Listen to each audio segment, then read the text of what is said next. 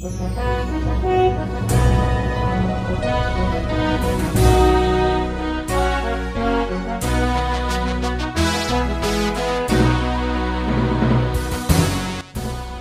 bagi saudara sekalian, marilah kita siapkan hati dan pikiran kita untuk menyambut firman Tuhan. Kita berdoa. Damai sejahtera Allah yang melampaui segala akal, itulah yang memelihara hati dan pikiranmu di dalam Kristus Yesus Tuhan kita. Amin. Jemaat yang dikasihi Tuhan, firman Tuhan yang menjadi nas khotbah dalam ibadah minggu ke-6 setelah Trinitatis pada tanggal 16 Juli tahun 2023 diambil dari kitab Mazmur pasal 65 ayat yang pertama hingga ayat yang ke-9. Beginilah firman Tuhan. Untuk pemimpin biduan Mazmur Daud, nyanyian. Bagimulah puji-pujian di Sion, ya Allah, dan kepadamulah orang membayar nazar. Engkau yang mendengarkan doa, kepadamulah datang semua yang hidup, karena bersalah. Bila mana pelanggaran-pelanggaran kami melebihi kekuatan kami, Engkaulah yang menghapuskannya.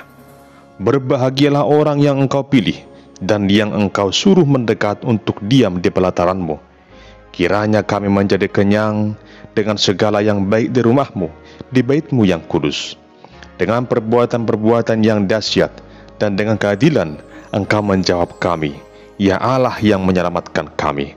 Engkau yang menjadi kepercayaan segala ujung bumi dan pulau-pulau yang jauh-jauh. Engkau yang menegakkan gunung-gunung dengan kekuatan-Mu, sedang pinggang-Mu berikatkan keperkasaan. Engkau yang meredakan deru lautan, deru gelombang-gelombangnya, dan kegemparan bangsa-bangsa. Sebab itu orang-orang yang diam di ujung-ujung bumi takut kepada tanda-tanda mujizat-Mu. Tempat terbitnya pagi dan petang, Kau buat bersorak-sorai. Demikian pembacaan firman Tuhan. Adapun yang menjadi tema dalam ibadah minggu saat ini adalah pemeliharaan Allah bagi umatnya. Saudara terkasih, Mazmur ini dituliskan oleh Daud sebagai sebuah kesaksian tentang bagaimana kuasa pemeliharaan Tuhan yang ia rasakan dalam hidupnya. Ada begitu banyak hal yang dirasakan oleh Daud. Berbagai pergumulan di hidup, kesulitan, dan beragam ancaman yang datang silih berganti. Namun semuanya itu dapat ia lewati oleh karena kemurahan Tuhan yang selalu memelihara kehidupannya. Demikian halnya di saat ia telah menjadi seorang raja di tengah kerajaan Israel saat itu. Ia juga sungguh menyadari bahwa itu semua adalah karena kehendak Tuhan. Karena Tuhan yang telah memilih dan menetapkannya. Daud merasa sangat bersukacita dalam menyanyikan Mazmur ini, serta mengumandangkan perbuatan Tuhan dalam segala kehidupannya. Sungguh Raja Daud menyadari bahwa hanya Allah sajalah yang layak menerima puji-pujian, dan hanya kepada Allah sajalah setiap orang menggenapi nazar yang pernah ia janjikan. Jemaat yang terkasih, ada 3 bagian yang dapat kita simak lewat perikop ini tentang pemeliharaan Allah di tengah kehidupan umatnya. Yang pertama, Tuhan adalah Allah yang Maha Kuasa, sumber segala-galanya. Adapun sebutan bagi Allah yang Maha Kuasa, sumber segalanya disebut dengan istilah El Shaddai.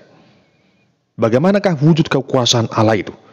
Sangat jelas diungkapkan pemazmur dalam perikop ini bahwa Dia adalah Tuhan Allah yang sanggup mendengarkan doa umatnya, dan hanya kepadanya lah setiap orang datang menyembah dan membayar nazarnya. Saudara yang terkasih, ketika kita berdoa kepada Tuhan Allah, kita pasti berharap doa itu didengarkan dan dikabulkan oleh Tuhan Allah. Namun dalam hidup ini, kita sudah mengalami bahwa pasti ada doa kita yang Tuhan kabulkan dan ada yang tidak. Tetapi yang pasti Tuhan selalu mendengarkan doa kita, walau tidak selalu memberi seperti yang kita mau. Disinilah kita perlu memahaminya dengan iman percaya kita bahwa Tuhan pasti selalu punya berbagai cara dan berbagai kehendak yang lebih baik untuk menyatakan apa yang terbaik bagi kita.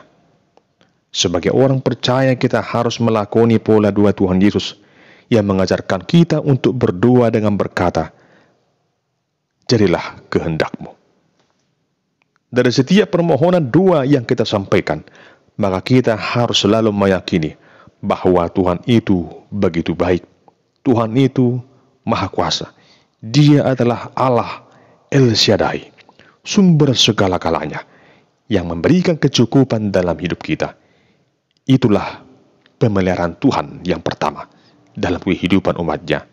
Tuhan sumber segala yang ada, mencukupkan segala yang kita butuhkan. Yang kedua, Tuhan memilih orang yang berkenan baginya. Jemaat yang dikasihi Tuhan dalam hidup ini, tentunya kita ingin menggapai berbagai kebahagiaan dalam hidup ini. Namun yang namanya kebahagiaan itu sangat relatif. Ada yang merasa bahwa yang namanya kebahagiaan itu adalah di saat ia memperoleh harta yang berlimpah, jabatan yang termasyur, punya segala-galanya. Namun ada saja orang yang tetap merasa bahagia walau ia tidak punya segala-galanya, karena ia dipenuhi dengan rasa syukur dalam hidup. Seperti yang dikatakan Paulus dalam 1 Timotius 4 ayat 6, asal ada makanan dan pakaian, cukuplah. Lalu firman Tuhan berkata pada saat ini, bahwa orang yang berbahagia adalah orang yang Tuhan pilih. Orang-orang yang Tuhan pilih itu, Tuhan berkenankan mendekat kepada Allah untuk diam di pelatarannya. Dengan demikian dia akan merasakan kebahagiaan karena tinggal di pelataran Tuhan, karena dia melayani Tuhan, karena dia melakukan apa yang Tuhan kehendaki. Pelataran Tuhan di sini adalah simbol dari kehadiran Allah. Dan barang siapa hadir di pelataran Tuhan, dan barang siapa melakukan kehendak Tuhan, firman Tuhan berkata di sini, maka dia akan beroleh kebahagiaan. Kiranya kami kenyang dengan segala yang baik di rumahmu, di baitmu yang kudus itu. Jemaat yang dikasihi Tuhan, Daud merasakan itu. Di saat dia dekat kepada Tuhan, Tuhan mengenyangkannya dengan berbagai kebaikan-kebaikan yang tak terhitung di sepanjang jalan hidupnya. Demikian juga kita semuanya, ketika kita sungguh-sungguh dekat kepada Tuhan, maka berbagai kebaikan akan Tuhan nyatakan dalam hidup orang yang selalu mencari wajah Allah. Yang ketiga, Tuhan adalah sumber keselamatan. Jemaat yang terkasih, Raja Daud sebagai pemazmur sudah merasakan bagaimana kedahsyatan kuasa Allah dalam hidupnya.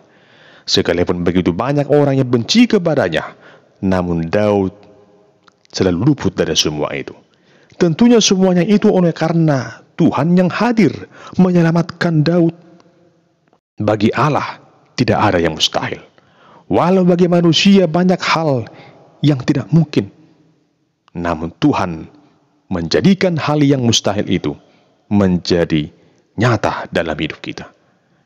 Saudara terkasih, jika Daud merasakan dan mengakui bagaimana kuasa Tuhan yang menyelamatkannya, yang selalu menjaganya, maka dengan demikian kita juga pasti dapat merasakan hal yang sama.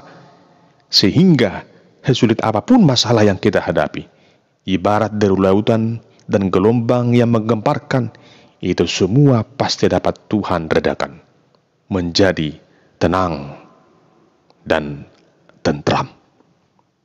Dan lewat pengorbanan Kristus di kayu salib, kita orang percaya telah merasakannya, akan betapa besarnya anugerahnya bagi kita. Dan kini kita dapat hidup dan merasakan beragam kebaikan-kebaikan Tuhan, karena Tuhan adalah sumber keselamatan itu. Jemaat yang terkasih, bagaimanakah wujud pemeliharaan Tuhan dalam kehidupan umatnya? Ada sebuah kisah demikian. Di suatu tempat ada seorang pria yang kebiasaannya selalu mabuk-mabukan, dan hampir tiap malam ia tertidur di pinggir jalan karena sudah mabuk berat. Akibat perilakunya ini, begitu banyak orang yang tidak senang dengannya, termasuk dengan keluarganya juga merasa tidak nyaman. Mereka terganggu dengan semua perilaku dari pria ini. Hingga suatu ketika, ada seorang sahabat lamanya yang sudah sukses dalam berbagai usahanya datang menemuinya di saat dia duduk di pinggir jalan. Pria itu menemani sahabatnya yang sedang mabuk itu, berbincang-bincang dengannya. Namun dia hanya sebentar saja dapat menemani sahabatnya itu, karena dia harus pergi melanjutkan perjalanannya. Karena dia khawatir akan keberadaan sahabatnya itu, yang oleh karena perilaku yang sering mabuk itu, dia merasa mungkin suatu saat nanti dia akan menemukan beragam kesulitan dalam hidupnya. Sehingga dia memasukkan sesuatu ke dalam kantong pakaian si pemabuk itu, sambil berkata, "Terimalah ini, suatu saat engkau pasti membutuhkannya." Lalu ia pun pergi.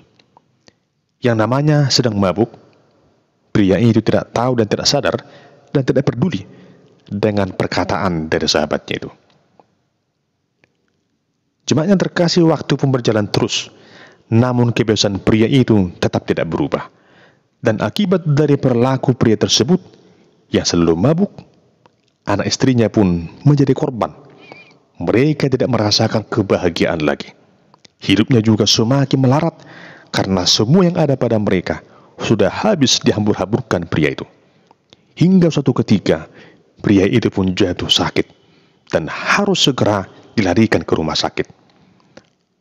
Dokter pun mengatakan bahwa ia harus segera menjalani tindakan operasi, namun butuh biaya yang sangat besar. Dalam situasi yang sulit itu, anak dan istrinya pun tidak tahu lagi berbuat apa, karena segala yang ada pada mereka sudah habis. Mereka mencoba mencari pinjaman, namun tak ada orang yang percaya lagi kepada mereka. Dengan penuh uraian air mata, istri dan anak-anaknya pun selalu menangis dalam kesedihan serta berdoa kepada Tuhan, memohon belas kasihannya. Hingga suatu ketika, di saat istrinya itu sedang mempersiapkan segala sesuatu yang akan dibawa ke rumah sakit, ia menemukan sebuah bungkusan dalam kantong pakaian suaminya. Di sana ada tulisan dalam bungkusan itu, "Tuhan yang pelihara hidupmu, pergunakanlah ini." Lalu istrinya itu pun merasa penasaran, apa isi dari bungkusan itu. Dan alangkah terkejutnya, setelah ia membukanya, ternyata di dalamnya ada emas batangan dengan ukuran yang besar. Ia sangat bersyukur dengan apa yang ia temukan itu. Singkat cerita, ia menggunakannya untuk biaya pengobatan suaminya, bahkan untuk kebutuhan hidup mereka dapat tercukupi lewat emas yang ada dalam kantong suaminya itu. Sejak itu, kehidupan mereka pun diubahkan. Setelah suaminya sehat, ia sudah bertobat dan tidak mabuk-mabukan lagi, dan hidup mereka pun kembali bahagia. Saudara terkasih, sama seperti kisah tersebut, kadangkala kita berlaku tidak setia kepada Tuhan, kita pergi jauh daripadanya, hingga pada akhirnya hidup kita hancur, kesusahan, penderitaan datang menerpa kita. Namun di tengah situasi yang sulit itu, ternyata Tuhan selalu menitipkan emas yang tersembunyi di dalam diri kita, hingga pada akhirnya kita merasakan kebahagiaan dalam hidup ini. Emas yang tersembunyi itu adalah pemeliharaan Tuhan yang selalu hadir begitu indah dan tepat pada waktunya. Oleh karena itu, jemaat yang dikasihi Kristus, jangan khawatir dalam hidup ini. Apapun yang terjadi, mari imani dalam hidup saudara apa yang dikatakan firman Tuhan dalam 1 Petrus 5 ayat 7. Serahkanlah segala kekhawatiranmu kepadanya, sebab ia yang memelihara kamu. Saudara terkasih, ketahuilah bahwa Tuhan adalah sumber kekuatan kita. Tuhan adalah gembala kita.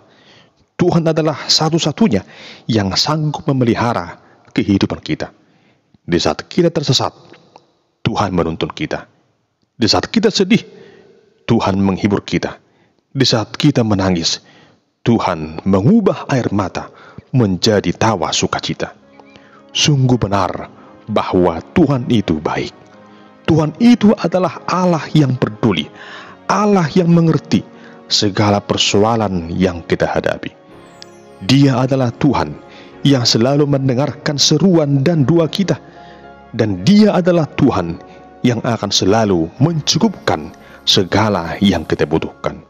Dia adalah Tuhan yang tidak pernah meninggalkan kita. Tuhan tak pernah membiarkan kita berjalan sendiri. Saudara yang terkasih, mari selalu percaya hanya kepada Tuhan, berserah sepenuhnya hanya kepada Tuhan Yesus, dan jangan khawatir akan apapun juga. Ingatlah, ada Tuhan Allah Bapa kita, Tuhan Yesus Kristus Sang Juru Selamat hidup kita, yang senantiasa menyatakan pemeliharaannya dalam kehidupan umat yang Ia pilih, yang Ia kasihi. Terimalah pemeliharaan Tuhan dalam kehidupanmu. Amin. Kita berdoa. Ya Tuhan Allah yang Maha Kuasa, tuntun dan peliharalah hidup kami agar selalu dalam naungan kasih dan penyertaan Tuhan, penuh rasa syukur dalam menikmati segala yang Tuhan berikan dalam hidup kami. Dalam nama Yesus kami berdoa. Amin.